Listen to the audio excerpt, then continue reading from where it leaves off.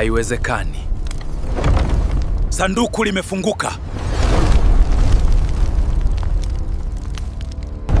Nilikuambia hutapata nguvu hii milele.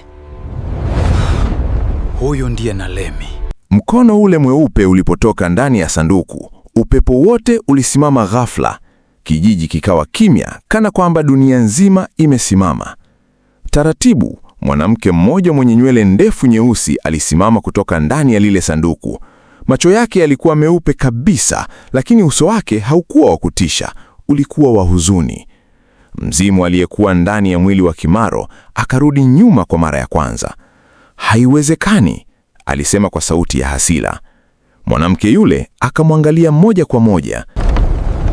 Nilikuambia hutapata nguvu hii milele. Wazee wa kijiji wakashangaa. Huyu ndiye Mzee Mwakalebela akapiga magoti ghafla. Huyu ndiye Nalemi.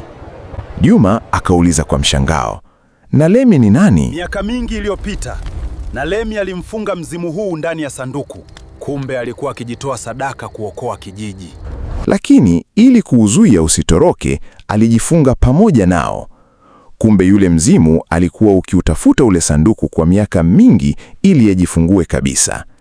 Nalemi akamgeukia Juma. Kijana, ukitaka kuokoa kijiji hiki, lazima moto wa tambiko uguse mwili wake wa kweli. Mwili wake wa kweli uko wapi? Juma akauliza. Nalemi akanyoosha kidole juu angani. Wote waliinua macho. Kule juu, kati ya mawingu meusi, kulikuwa na kivuli kikubwa kilichofanana na mnyama mwenye mabawa makubwa, ndiyo sura halisi ya ule mzimu. Ghafla kilishuka kwa kasi kuelekea kijijini. Wananchi wakaanza kukimbia. Juma, akiwa na fimbo ya moto mkononi, alikimbia kuelekea kilipokuwa kinashuka. Upepo ulimrusha karibu anguke, lakini hakusimama. Mzimu ulipofika karibu naye, ulifungua mdomo mkubwa wa kutisha na kutoa sauti kali iliyotikisa ardhi. Kimbieni! Leo mwisho wako umefika. Kimaro akaanguka chini akiwa hana nguvu, macho yake yakirudi kawaida. Na sekunde chache baadaye, kila kitu kikatulia. Upepo ukakoma, mawingu yakatawanyika.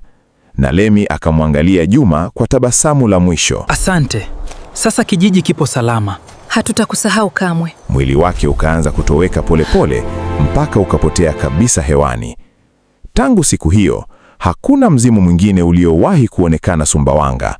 Lakini wazee wa kijiji bado huwasimulia watoto wao hadithi ya mzimu wa angani aliyekuja kama mgeni wa ajabu na kijana jasiri aliyeokoa kijiji chote. Mpaka leo watu wa Sumbawanga bado humkumbuka mzimu wa angani na Juma shujaa.